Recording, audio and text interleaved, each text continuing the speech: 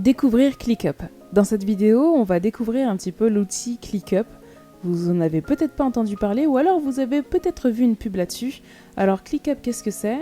C'est un outil de gestion de projet.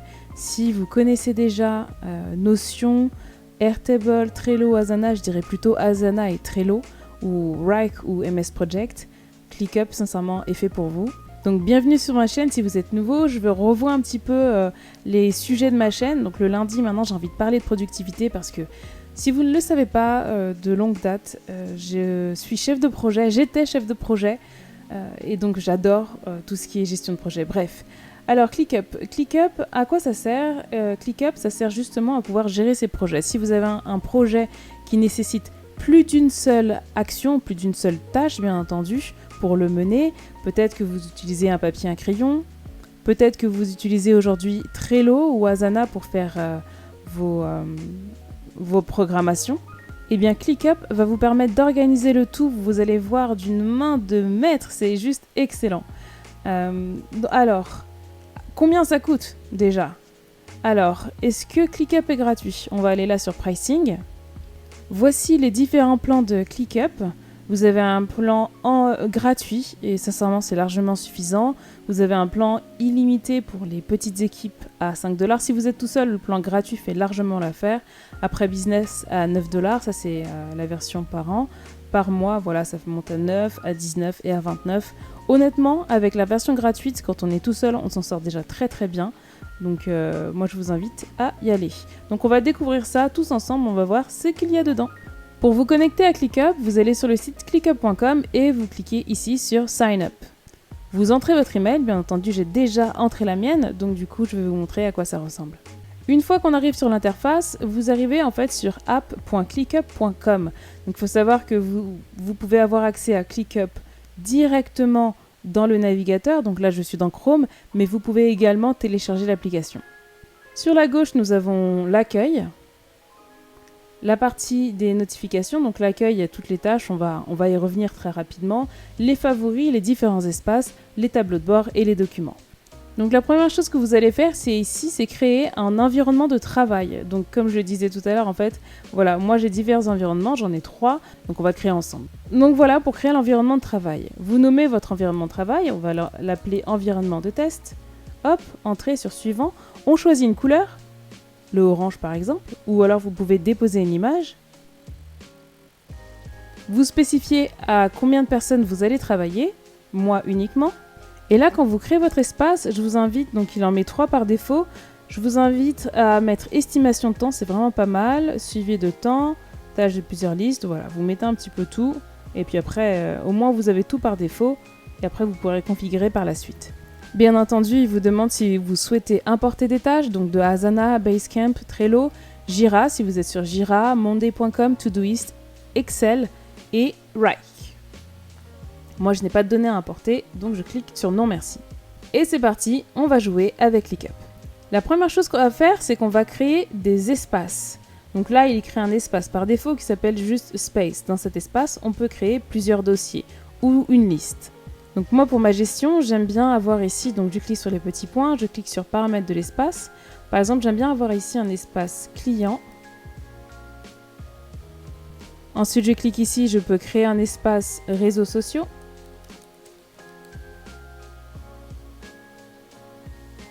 Je le mets en vert. Environnement de travail test, je veux que ce soit un oui qui reste dedans. Suivant. Et là maintenant, je spécifie ici quel type de statut je veux pour mes tâches. Est-ce que je veux custom, il met juste to do et complete, et puis après je peux rajouter des statuts. En mode normal, il me rajoute in progress. Kanban, il rajoute d'autres paramètres automatiquement. Donc après, c'est à vous de voir si vous voulez certaines choses qui sont déjà faites par défaut. Scrum aussi. Donc par exemple, en custom, je peux dire voilà, to do. Je peux mettre ID. Voilà, idée, conception, entrée, on va en mettre comme ça, et création. Et on va mettre en vert. Voilà, là j'ai mes différents statuts et je clique sur suivant. Maintenant, Je vous invite à mettre estimation de temps parce qu'on va minuter notre temps. Remapper les dates d'échéance, ok. Limite travail en cours, on va tout mettre. Non, celui-ci on peut pas le mettre.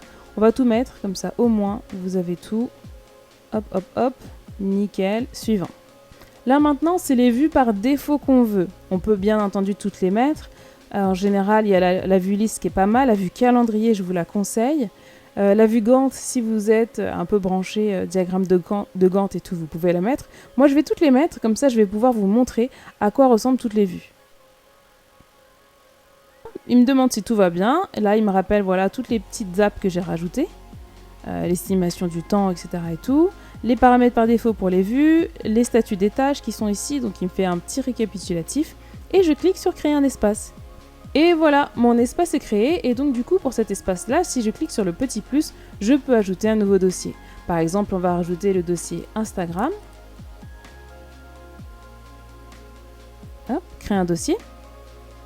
Petit plus, je vais ajouter un dossier, juste ici, nouveau dossier YouTube.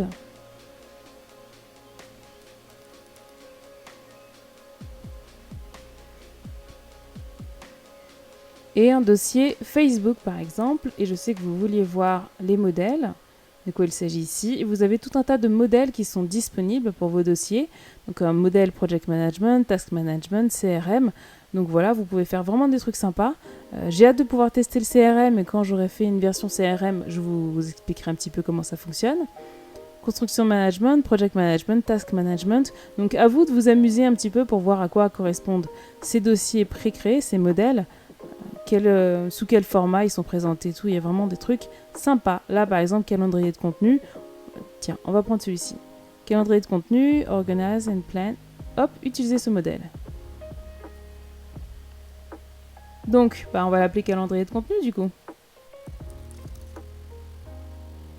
Et on le laisse dans l'emplacement réseaux sociaux. On met tout importé, on va importer tout, la manière dont tout est présenté. Hop, utiliser le modèle.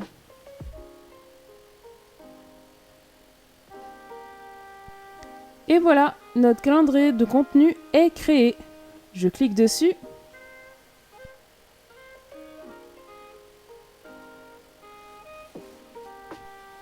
Et ici, il a créé une liste. Bien entendu, on peut renommer cette liste. Donc je clique là, je clique sur renommer. Je clique par exemple sur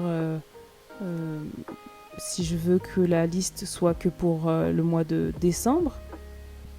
Donc c'est à vous de voir. Moi, j'aime bien écrire en majuscule parfois. Parce que j'aime beaucoup les majuscules parce que je les trouve ordonnées. Après, vous pouvez écrire en minuscule, bien entendu. Donc voilà, par exemple, ce qu'il nous a fait pour le calendrier de contenu ici, qui est vraiment magnifique. On peut filtrer l'affichage par la Publish, Scheduled, Updated. On peut bien entendu modifier ça. Par exemple, Updated Required. Je peux modifier en mise à jour requise.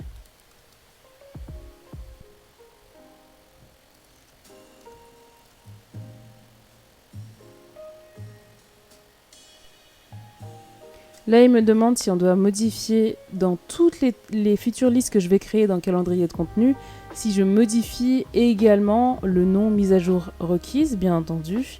Je veux dans la totalité du dossier, si jamais ça apparaît. Comme ça, j'ai tout qui est uniforme. Maintenant, voyons un petit peu les différentes présentations qui sont proposées. Donc là, ici, je clique sur réduire la barre latérale. Et hop, nous voilà dans la magnifique présentation. Là, bien entendu, ça a été groupé par statut. Si je vois ici, je clique là. Bien entendu, c'est groupé par statut. Je peux grouper par personne assignée, par priorité, par étiquette, par date d'échéance. Là, ici, sur cet affichage en liste, je peux ajouter ici une nouvelle colonne. Soit avec des champs qui soient déjà définis. Par exemple, je peux ajouter la colonne date de clôture. Donc, il va me l'ajouter juste ici. Et je peux créer un nouveau champ où je peux mettre une liste déroulante, une notation, une somme d'argent éventuellement, un numéro en particulier, un libellé ou des personnes. Dans cette vue-là, si je veux ajouter une nouvelle tâche, je clique ici sur Nouvelle tâche. Hop, je vais l'appeler poster un. Je vais l'écrire en minuscule. Poster un réel. Donc là maintenant, je définis ici, donc là, c'est pour moi cette tâche-là. Modifier les étiquettes, je regarde au niveau des étiquettes, qu'est-ce qu'on a? On n'a pas créé d'étiquette ici, donc voilà. Là, ici, les champs personnalisés, est-ce qu'il y en a? Il y a 5 champs personnalisés qui ont été créés automatiquement par là. Donc, c'est le petit plus qu'on a vu tout à l'heure quand vous ajoutez des champs. Donc, la date de publication, par exemple, ici, je peux mettre au plus tard demain, par exemple. Je peux ajouter un lien ici, w.instagram.com avec le lien exact. La chaîne ici, donc il nous propose Instagram. Donc là, c'est déjà tout fait, donc c'est excellent. Ici, la catégorie, je vais mettre un tutoriel. Et l'URL partagée que je pourrais mettre à fin, pour l'instant, je ne l'ai pas. Hop, je clique en dehors. Il a enregistré, enfin, il l'a écrit. Ici, je peux ajouter la date de début. Je peux dire que je commence aujourd'hui. Et la date d'échéance, ici, je peux dire que c'est pour vendredi. Je clique sur fermer. Donc là, on a mis la date. Là, ce que j'aime bien, mais vraiment ce que j'adore, c'est ce paramètre-là, l'estimation du temps. Je peux estimer par exemple que ça va me prendre 2 heures. Donc je tape 2H et ça écrit 2 heures sans problème. Et je clique sur enregistrer. Et voilà, poster un réel, ça a été créé. Je descends et je regarde ici, poster un réel, c'est dans Open. Bien entendu, quand je clique ici sur Open, je peux voir les différentes tâches. Je peux mettre par exemple que c'est en cours d'écriture. Donc sur Writing et ça va arriver automatiquement dans cette zone-là. Et donc voilà, si vous voulez par exemple ne pas afficher date de clôture, je clique ici sur le plus, sur l'affichage de mes colonnes, et là, date de clôture, je ne veux pas l'afficher par exemple. Donc voilà, ici je peux rapidement assigner à quelqu'un, bien entendu je suis toute seule dans mon équipe, mais c'est une bonne pratique de s'assigner les tâches, comme ça au moins on peut les voir et puis ça peut nous envoyer des rappels. Et là vous avez votre vue en liste. Maintenant, voyons la vue en tableau. La vue en tableau, ce n'est rien plus d'autre qu'un Kanban, c'est-à-dire que vous prenez les tâches et vous les glissez. Par exemple ici, de Writing, je peux passer à Approval, par exemple sur ma tâche, et la déplacer très facilement ici. Si vous utilisez déjà Trello ou Asana, vous êtes très familier de cette manière de présenter les tâches. Maintenant, passons à la vue en calendrier. Donc quand je clique sur calendrier ici, ça nous propose dans une vue calendaire les différents projets. Donc là, ce sont des projets qui durent une seule journée. Ça veut dire que la date de fin, c'est le jour en question. Là, on revoit le post que j'ai créé tout à l'heure qui nous met en fait une tâche qui va de aujourd'hui jusqu'à vendredi. Donc voilà un peu comment vous pouvez afficher vos tâches. Bien entendu, si vous voulez faire quelques modifications sur cette vue, vous cliquez ici sur paramètres et là c'est affiché par les tâches de couleur sont affichées par statut. Je peux afficher par liste. Oui, c'est pas coloré de la même manière, statut, et par les champs personnalisés en termes de couleur. Je peux afficher les sous-tâches, pour l'instant il n'y en a pas, on va les voir après. Et je peux afficher mes tâches à moi et pas celles des autres, mais vu qu'on est tout seul, voilà. Le format de l'heure AM, PM, donc je peux mettre par exemple en format 24 heures, je peux mettre la date de début, la date d'échéance, estomper les tâches passées, donc je peux, les tâches qui sont déjà passées, les mettre en moins brillant si on veut. Je peux afficher les numéros de la semaine. Donc sur la gauche, vous voyez ici 45, 46, 47. Donc ça permet de mieux voir à quelle semaine on en est. Je peux mettre toujours rester à cette date. Je peux afficher les futures tâches récurrentes si jamais j'avais un compte payant. Mais là, ce n'est pas possible. Hop, je reviens sur les paramètres. Donc voilà, vous pouvez un petit peu jouer avec tout ça. Les sous-tâches et tout, on va avoir les sous-tâches après. Donc ça, c'est la vue calendrier qui est vraiment pas mal, qui permet vraiment de voir son travail. Hop. Et moi, j'aime beaucoup cette vue-là. En tout cas, pour ce type d'organisation, type calendrier de contenu, on peut voir rapidement quel est notre travail. Là, on a la vue en mois. Bien entendu, je peux mettre sur la semaine. Donc là, vous voyez à la semaine comment c'est programmé. Si vous voyez bien, l'heure n'est pas encore programmée. On va voir tout à l'heure comment on peut le faire. Je peux bien entendu prendre la tâche, vous voyez, et la prendre ici et la déplacer. Je n'ai pas déplacé cette tâche-là parce que vous allez voir qu'on peut la faire aussi ailleurs. Je peux avoir une vue sur 4 jours et une vue sur 1 jour. La vue en diagramme de Gantt. Alors la vue en diagramme de Gantt est assez particulière parce qu'en fait, en général, ce qu'il faut faire, c'est créer des dépendances entre les tâches. Donc là, vous voyez, ce sont juste des points ponctuels. Bien entendu, si cette tâche va durer plus longtemps, je peux l'étaler comme ça, donc ça me permet de rapidement me dire, en fait cette tâche-là va durer plus longtemps, ce qui est plus facile à faire sur une vue Gantt que sur une vue liste ou tableau. Cette tâche-là, par exemple, elle va me prendre tant de temps. Hop, je la décale ici, elle va me prendre peut-être 2 jours, 2 ou 3 jours. Donc ça me permet de mettre mes dates comme ça ici. Donc bien entendu, on est sur des dates passées. Et donc, ce que je vous disais tout à l'heure sur les tâches, voilà comment ça se fait pour les liaisons en fait avec un diagramme de Gantt. En gros, en gestion de projet, ce qu'on fait, c'est que quand on planifie des tâches, on lui spécifie que cette tâche-là, par exemple, est dépendante de cette tâche-là. Donc on ne peut pas commencer cette tâche, la tâche A, avant d'avoir fini la tâche B. Donc si je clique ici sur la tâche en question, on m'ouvre une fenêtre où je vais pouvoir spécifier un peu plus de détails pour la tâche dite. Bien entendu, quand vous programmez une tâche, il faut qu'elle soit la plus détaillée possible et la plus découpée possible. C'est-à-dire, par exemple, une tâche qui n'est pas découpée, ça va être faire mon site internet. C'est pas une tâche qui est découpée. Une tâche beaucoup plus petite, ça va être écrire cet article de blog. Et sur écrire l'article, il va y avoir des sous-tâches dedans, faire des recherches, etc. et tout. Donc là, nous voilà arrivés dans la tâche. Donc vous pouvez accéder depuis n'importe où à cette vue-là, du moment que vous cliquez sur la tâche que vous souhaitez voir.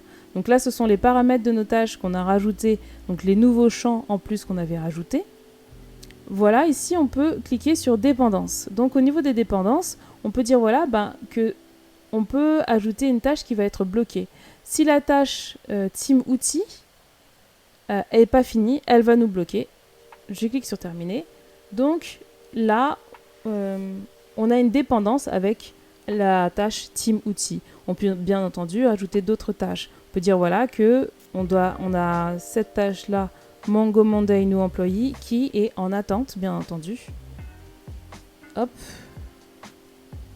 Je ne sais plus dans quel sens. Je ne sais plus si ça c'est en attente ou on va le voir après.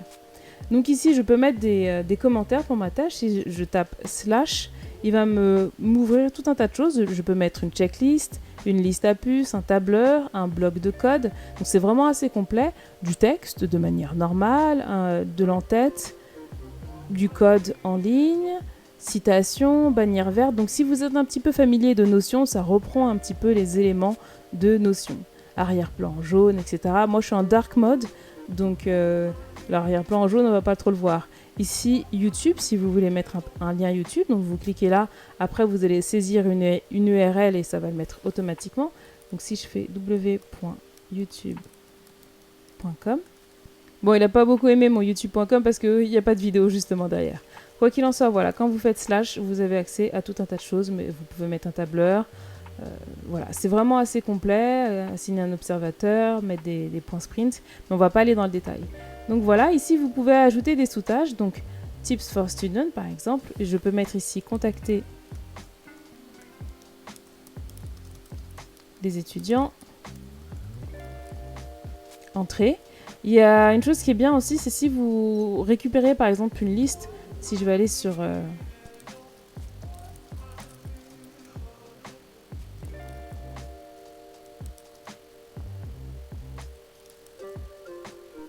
Imaginons par exemple que j'ai 3 éléments ici, qui sont les suivants. Je peux faire un CTRL-C, donc là c'est Notepad Online, c'est juste pour noter du traitement de texte.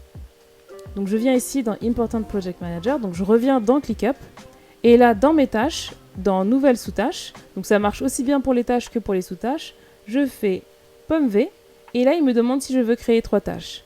Et hop, il crée automatiquement les 3 tâches parce qu'il a vu qu'il y a eu des passages à la ligne. Nous avons à gauche nos 3 tâches qui ont été créées et sur la droite, bien entendu, il nous met l'historique de ce qui s'est passé.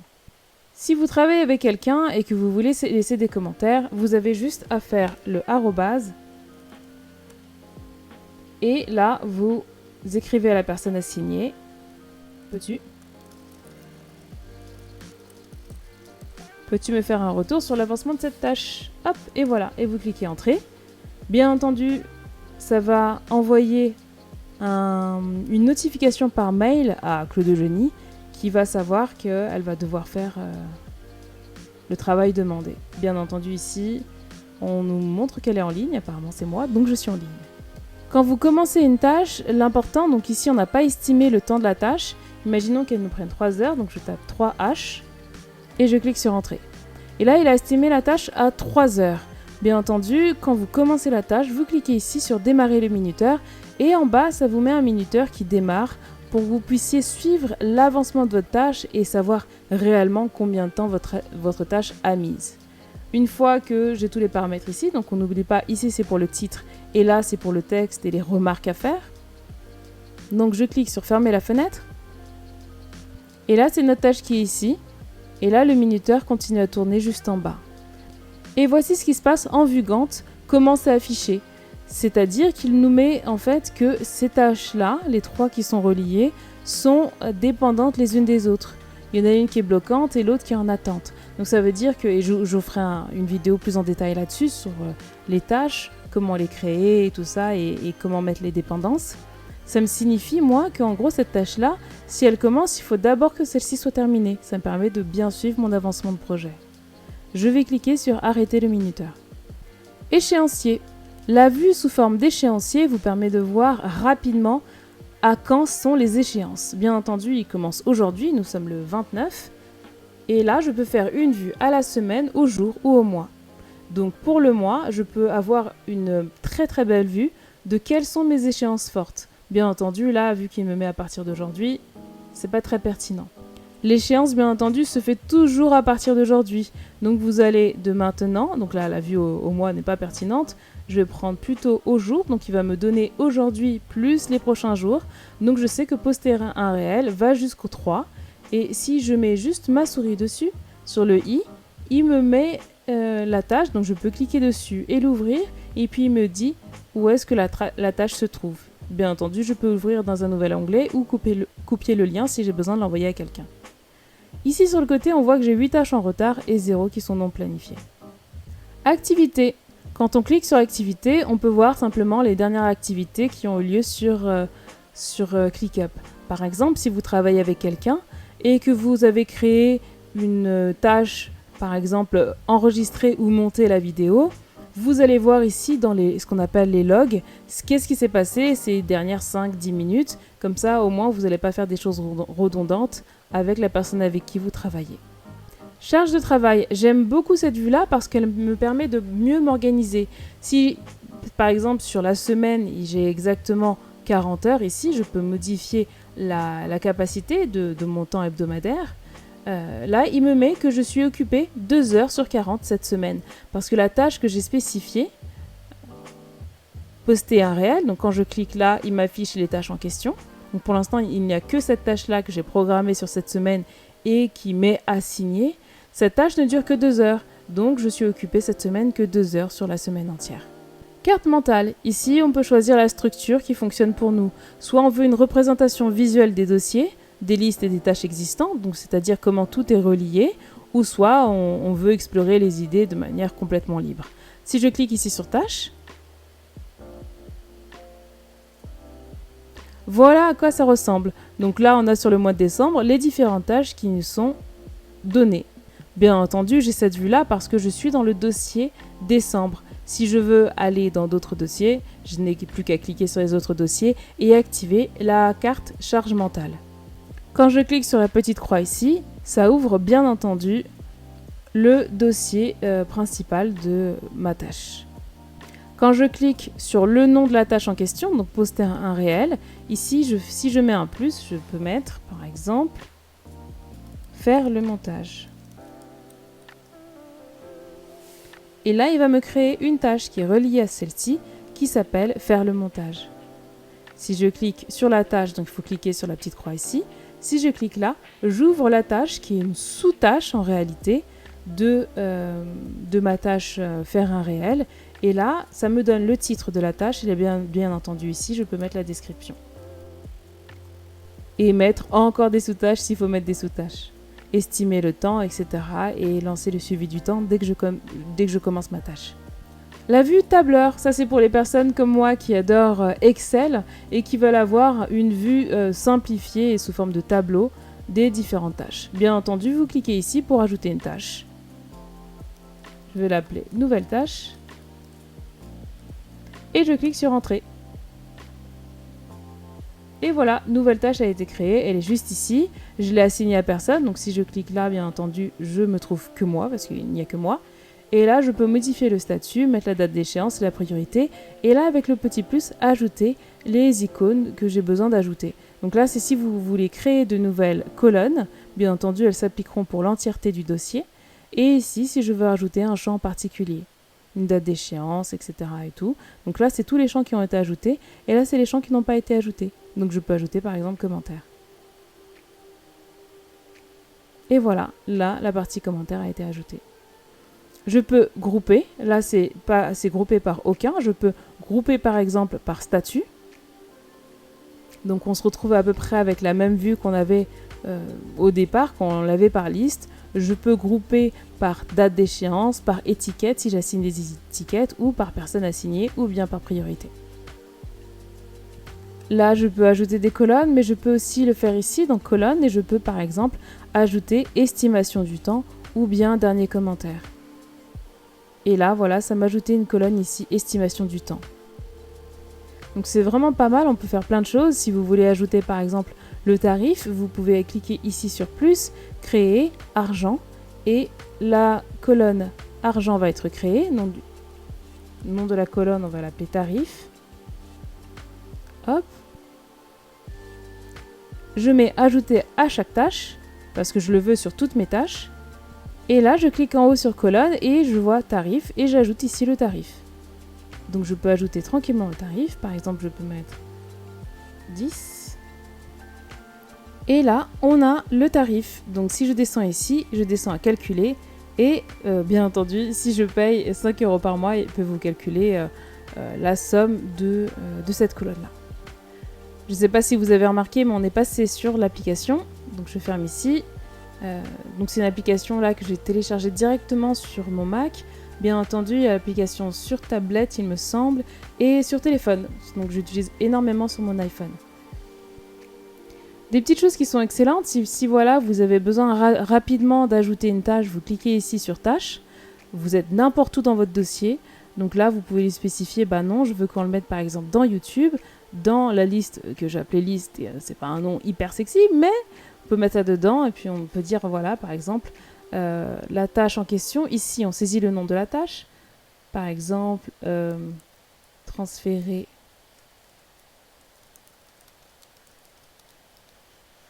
la vidéo YouTube. Ça ne veut strictement rien dire. Et là, la description. Peux-tu, je dois transférer les vidéos suivantes. Et là, je note. Là, je peux ajouter mes sous-tâches. Et une fois que c'est fait, je peux assigner, bien entendu, n'oubliez surtout pas d'estimer la tâche, donc 3H pour 3 heures, 3M pour 3 minutes, etc. et tout. Les autres choses, on ne va pas les voir, sprint point, etc. Définir les dates, la date d'échéance. Donc quand vous définissez une tâche, voilà ce qu'il est important de définir. L'estimation de la durée de la tâche, si vous ne savez pas, vous doublez le temps.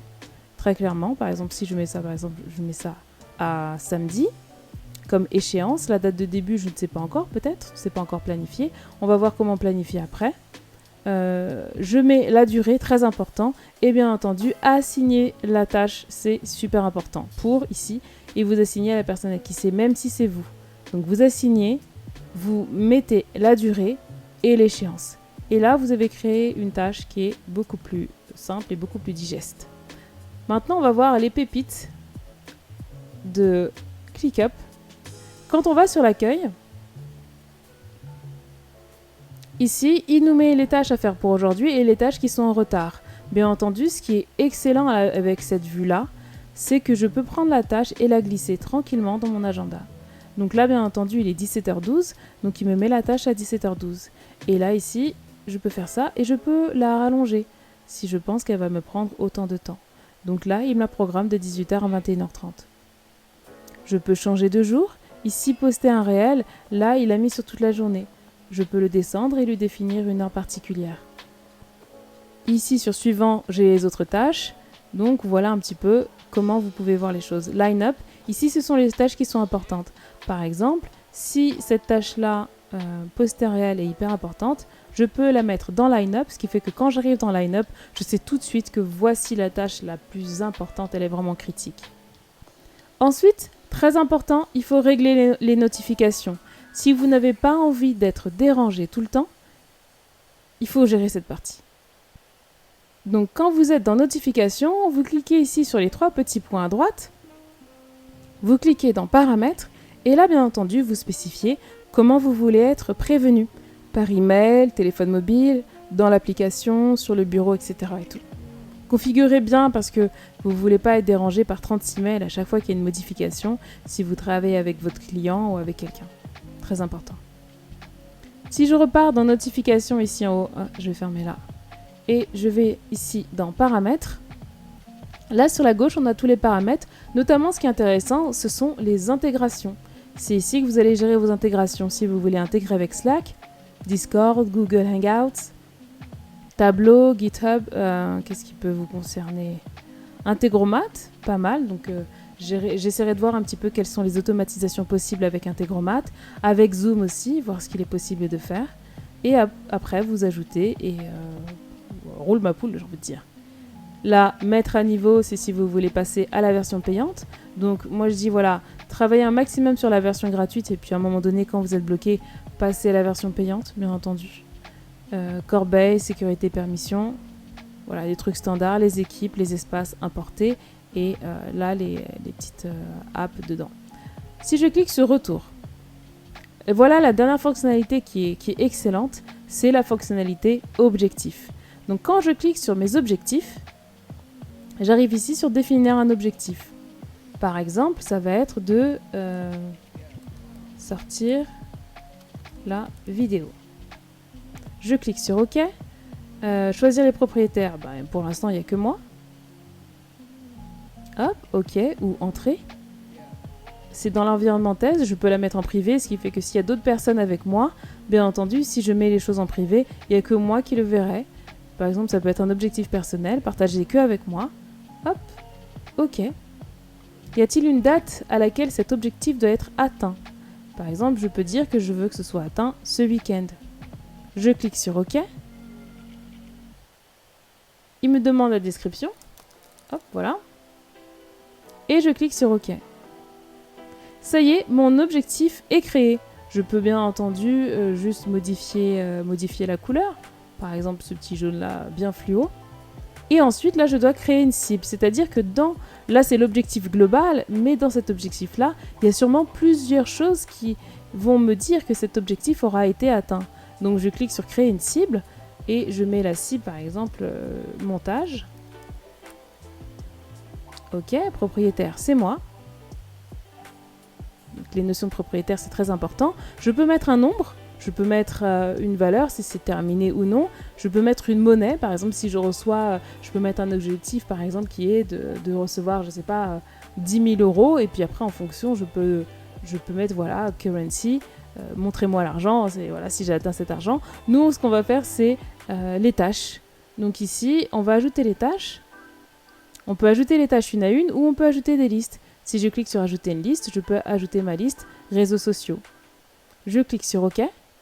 Et donc ça veut dire quoi? Ça veut dire que tout ce qui est dans ma liste réseaux sociaux ici, donc là j'ai mis échéancier montage, mais bon, on peut mettre des titres un peu plus intelligents que ça.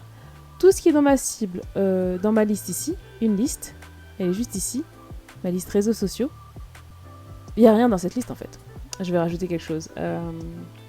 Faire le SEO. Créer les vignettes. Mettre les mots-clés. Et voilà, là j'ai rempli ma liste ici, ce qui fait que quand je repars dans Objectif, je vois ici que j'ai une cible, j'ai ma liste, et là je vois tâches, j'en ai 3. Donc j'ai 3 tâches pour cette liste, 3 tâches qui n'ont pas été commencées pour l'instant. Donc ça me permet de voir que mon objectif est à 0%. Je repars dans ma liste, je considère par exemple que celle-ci est terminée, je la passe à complète, donc il archive automatiquement. Je repars dans Objectif, et là je vois que j'ai réalisé 33% de mon objectif.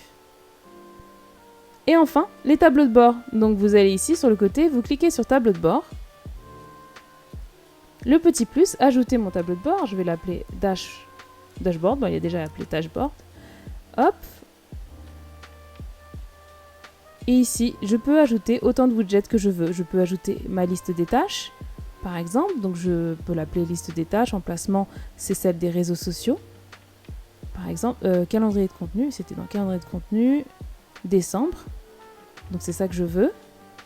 Hop, je mets inclure les sous-tâches, inclure les éléments archivés par exemple, inclure les éléments clos et afficher le fil d'Ariane si je le souhaite. Ajouter un widget et là il m'affiche les tâches en me disant voilà ce qu'il en est et je peux modifier la tâche pour pouvoir avoir une vue synthétique un petit peu de ce qui se passe dans mon business et dans mon travail. Et je peux ajouter autant de widgets que je le souhaite. Je peux ajouter un rapport de temps si j'ai l'offre si j'ai pris l'offre payante bien entendu, assigné par, donc je peux voir combien de tâches sont assignées à telle personne ou telle autre personne. Bref, c'est vraiment complet, donc je vous invite à travailler avec, à tester. Donc c'est un peu une usine à gaz au départ, mais après quand on s'y fait et qu'on regarde le tuto tranquillement, on peut avoir des choses qui sont bien faites et un travail bien planifié et bien organisé, c'est un travail réussi. Abonnez-vous et si vous avez la moindre question, n'hésitez pas à me poser la question dans les commentaires et m'envoyer un petit message et je vous retrouve dans la prochaine vidéo. Ciao!